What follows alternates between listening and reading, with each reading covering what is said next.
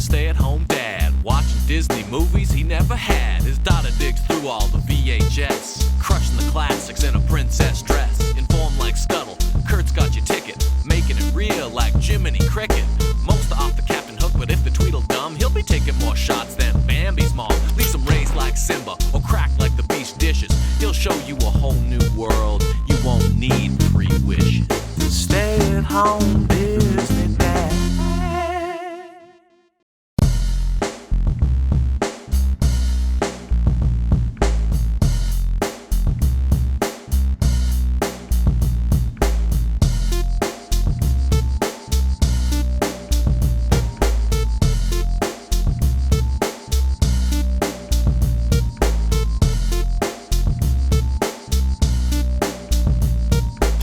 This should be fun today.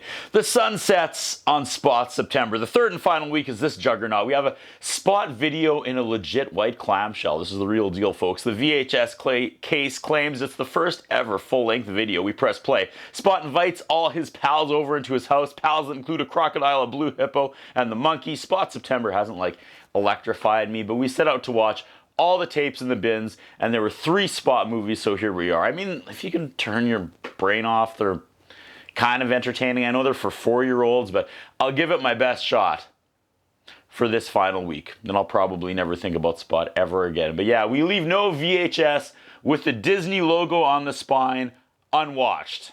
Okay, what did I miss? They're getting a play together now, like a live theater, him and his friends. Spot gives his parents tickets to the show. Spot's dad can't find his newspaper because it became a prop. The show starts. I hope dad loses it when he sees the newspaper his hard-earned money paid for became like a sailboat or some shit. For a production these kids just put together in the last 15 minutes, everyone is hitting their cues and the timing is perfect. It's pretty impressive, really.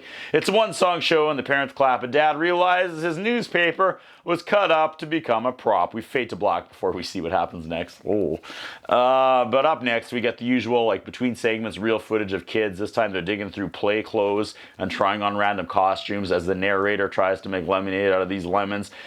Something about a treehouse is next. Spot runs outside and tells a bird his dad is going to build him a treehouse in this tree. Hard cut to Spot's dad hammering boards into a tree while some poor bird mom is trying to keep her nest and her eggs from falling, and they fall and they shatter and her kids are dead, and we have a Spot supervillain. She's born today. She's going to take him down. Just kidding. We get a long drawn-out segment where they get treehouse building supplies and slowly get to work. Spot sings, "Have you ever seen a house in a tree?" Oh, Jesus, there is a bird with a nest in this tree. Oh no, swerve, it's actually the other tree. It's not in the same one. Okay, for some reason, Spot salutes his dad. That was weird. Up next, we have real footage of the kids again in between trying to find animal toys this time. We're back to the next animated short real quick. Spot meets a squirrel who lost his breakfast, and now it's time for Spot's breakfast. Back inside, Spot's parent is still asleep, so instead of waking them up, he decides to make his own breakfast. Okay, writer and creator Eric Hill clearly never had kids, did he? He makes a mess. Like Spot, not author and creator Eric Hill. Although one could argue Eric Hill also made a mess. But Spot decides making eggs is too tough, so he makes cereal and he makes another mess. Okay, getting more accurate. Maybe Eric did have kids. Mom and dad are laying in bed hearing this carnage happening in the kitchen. And dad's like, "It's your turn. It's your turn. I swear to God, Rebecca, if that kid of yours made another mess, I'm not getting up." And mom's like, "All right." She comes out and she's like, "Oh, that's wonderful. Can you help me clean up now too, Spot?" And Spot says, "For sure." And cleans up and sings a song. No, Eric never had kids. Okay, now Mom and Spot are making a noise, so Dad finally gets up, and we fade to black again real quick. I feel like so much of Spot's dad yelling at his family. He's on the cutting room floor somewhere. Back to real footage. The kids match the FDA or animal to make food.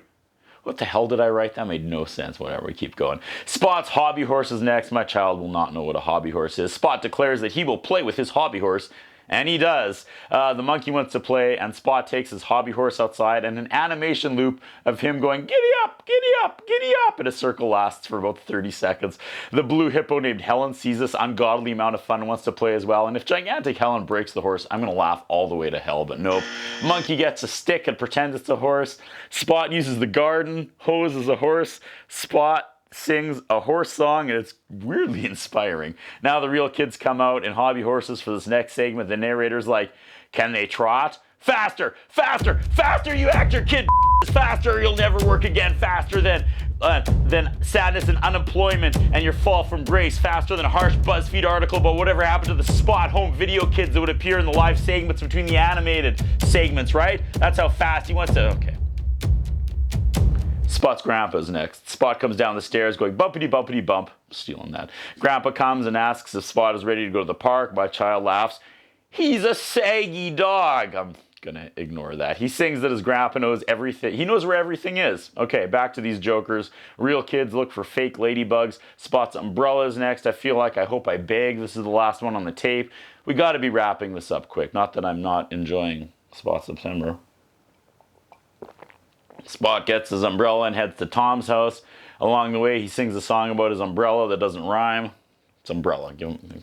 What the rhymes with something again? Back to real footage. Jack has to find the animals that live in Spot's pond. It's a fish. Good job, Jack. He gets one wrong and the narrator says, Jack? I don't think so. And that should be a meme.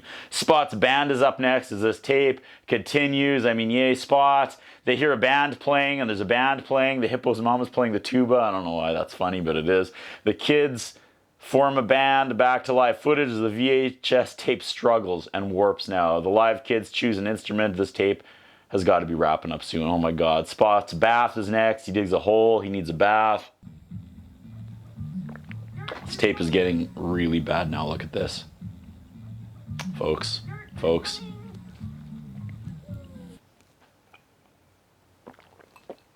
I don't think I can go on. He says, I love you, Mom. His mom says, I love you too, like a demon. And my daughter laughs and laughs. She tries to give him a bath, and he needs his boat.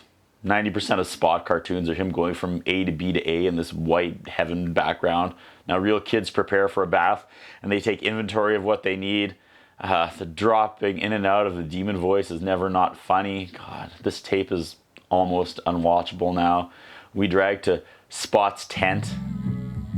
I think I gotta call it. I'm failing by not tracking any of this. I'm sorry, folks, but it's all garbled. I can only hear and see like 2 seconds about every 10 seconds. Like it finally clears up, then it goes garble again. I'm trying. Spot goes camping. The real kids look for more fake animals. They say Spot cleans up. Gotta pull the plug on this one, folks. For the first time ever, we don't finish a movie. It's not online either that I can find, so I'm just gonna fall on my sword this week. I can hear the tape getting stuck in the VCR. Spot September ends with a whimper instead of a bark. And Discover Spot breathes its last breath. My nose is bleeding, concentrating, trying to squint through the ziggy-zaggy lines. Takes me back, though, to being a kid when you would get those, like, naughty channels up in the 300s, but they were scrambled. But every once in a while, they would, like, unscramble for, like, half a second. And you would just snap forward and see stuff you shouldn't see for that, like, 1/10 of a second. God. It's probably the last time I truly felt alive. With a smile and a laugh, he can light up your day. I don't think so. That's what I think about. What do you think? What we have is a concern about Curtis Anderson. His interviewing style is not the best.